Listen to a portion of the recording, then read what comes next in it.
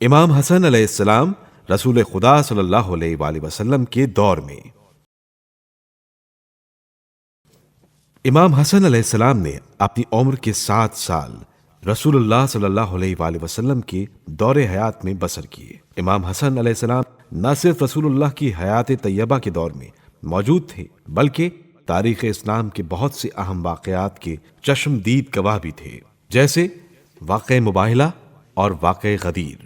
آپ علیہ السلام حدیث قصہ اور آیت تطہیر جن کے بارے میں نازل ہوئی ہے ان میں سے ایک ہیں، اور یہ آپ کی عصمت کے دلائل میں سے بھی ہے۔ آیت تطہیر اور امام حسن علیہ السلام۔ ایک دن حضرت رسول خدا صلی اللہ علیہ وآلہ وسلم ام المومنین حضرت ام سلمہ رضی اللہ تعالی عنہ کے گھر میں ایک یمنی چادر اوڑھے ہوئے بیٹھے تھے کہ حضرت امام حسن اور امام حسین علیہ السلام آئے۔ وہ اجازت لے کر اس میں داخل ہو گئے۔ پھر حضرت علی علیہ السلام تشریف لائے۔ عرض کیا، یا رسول اللہ، اجازت ہو تو میں بھی اس چادر میں آ جاؤں۔ آپ صلی اللہ علیہ وآلہ وسلم نے اجازت دے دی۔ اس کے بعد جناب فاطمہ سلام اللہ علیہا آئیں، وہ بھی اجازت لے کر داخل ہو گئی۔ جب یہ پنجتن پاک اس چادر میں آ گئے تو یہ آیت نازل ہوئی، انما یرید اللہ لیذھب عنکم الرجس اہل البیت ویطہرکم تطہیرا۔ بس اللہ کا ارادہ یہ ہے اے اہل بیت کہ تم سے ہر برائی کو دور رکھے اور اس طرح پاک و پاکیزہ رکھے جو پاک و پاکیزہ رکھنے کا حق ہے۔ یہ آیت اس امر کو ظاہر کرتی ہے کہ اہل بیت معصوم ہیں، یعنی اول عمر سے آخر عمر تک کوئی گناہ عمدن یا سہون ان سے ہوا ہی نہیں۔ واقعہ مباہلہ اور امام حسن علیہ السلام۔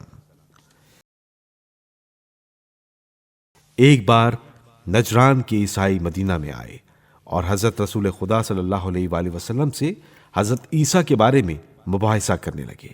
حضرت رسول اکرم صلی اللہ علیہ وآلہ وسلم نے فرمایا، اگر تم اس وجہ سے ان کو خدا کا بیٹا کہتے ہو کہ وہ بغیر باپ کے پیدا ہوئے تھے تو اس بارے میں حضرت آدم علیہ السلام کو ان پر فضیلت ہے، کیونکہ ان کی نہ ماں تھی نہ باپ۔ پیغمبر اکرم صلی اللہ علیہ وآلہ وسلم کا یہ جواب سن کر وہ خاموش ہو گئے، لیکن اپنی بات پر اڑے رہے۔ آخر یہ طے پایا کہ مباہلہ ہو۔ دوسرے دن حضرت رسول خدا صلی اللہ علیہ وآلہ وسلم مباہلہ کو اس شان سے نکلے کہ امام حسن علیہ السلام کی انگلی پکڑے ہوئے تھے، امام حسین کو گود میں لیے ہوئے تھے، حضرت فاطمہ زہرا سلام اللہ علیہا پیچھے پیچھے تھیں اور حضرت علی مرتضیٰ علیہ السلام ان کے پیچھے۔ جب حضرت رسول اکرم صلی اللہ علیہ وآلہ وسلم اس شان سے عیسائیوں کے سامنے پہنچے تو ان کے پادری نے اپنی قوم سے کہا، واللہ میں ایسے چہرے دیکھ رہا ہوں کہ اگر یہ لوگ خدا سے دعا کریں کہ پہاڑ اپنی جگہ سے ہٹ جائے تو یقیناً ہٹ جائے گا۔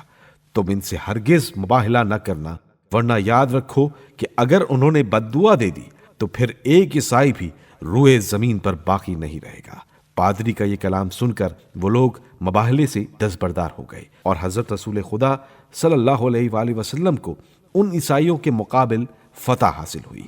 اس واقعے سے معلوم ہوا کہ حضرت رسول خدا صلی اللہ علیہ وآلہ وسلم کے تمام خاندان اور تمام اصحاب میں صرف 4 ہی شخص ایسے تھے جو رسالت کے سچے گواہ بن سکتے تھے۔ صرف انہی پر حضرت رسول اکرم صلی اللہ علیہ وآلہ وسلم کو یہ بھروسہ تھا کہ جو کچھ یہ دعا کریں گے خدا کی بارگاہ میں ضرور قبول ہو جائے گی۔